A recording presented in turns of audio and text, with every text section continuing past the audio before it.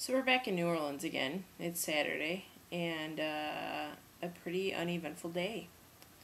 Um, so traveling through airports, really going anywhere and going to the bathroom, being a genderqueer person, really scares everybody.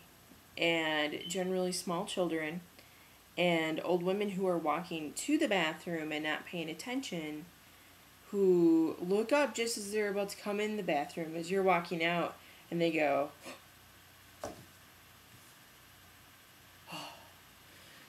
like totally freaks them out. So I'm in Memphis today at the airport, and I'm in the bathroom, and small children are staring at me, and I'm laughing because I think it's hilarious. Um, this little girl, I don't know what she said because she said it fairly quietly, but she said something to the effect of, "Why? What is he doing here? Like in the women's bathroom?" Meaning me. And the mother was totally like, "Oh, it's totally okay for transgender people to use the same bathroom as us, honey." Which made me laugh hysterically because while it's great that she's trying to educate her child, there's a huge difference between transgender and genderqueer.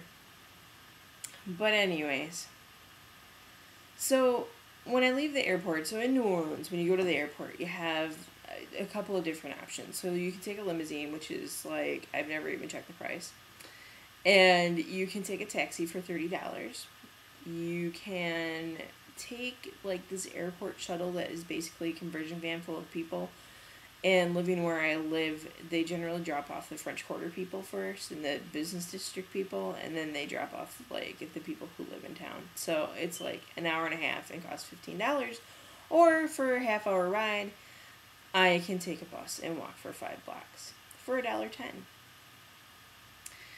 So I'm trying to learn to use public transportation because I won't have a car when I move down here in August. And it's kind of interesting. So I'm super lucky because my apartment is on a major street. It's there's a streetcar that runs right in front of my house, and there's also a streetcar that it intersects with 2 blocks up that runs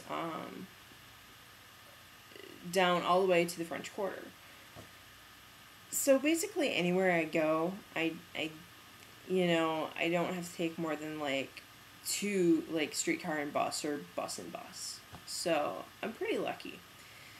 So I'm also very lucky, or very fortunate, I should say, because I live very close to a lot of things, except for a laundromat.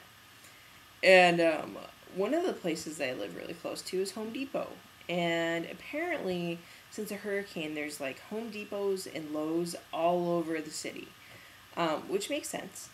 But I'm happy because I have one 7 blocks down the street. So living without a car, I'm learning very quickly that one, you make lists, and two, if you make lists and they include measurements, check them twice, just to be sure. Because otherwise, you're going to come home with blinds, window blinds, that are 4 feet long, and you only needed them to be like 3 feet long. And so the first thing I did today was I went to Home Depot to return some blinds. And on the way back from the Home Depot, right next door to the Home Depot is a grocery store. Should have stopped at the grocery store to get some food for this weekend. Now, there's this old Leah Delaria joke about a certain type of lesbian carrying a tub of hummus, and I wish I have the book, so I should look it up. But so not to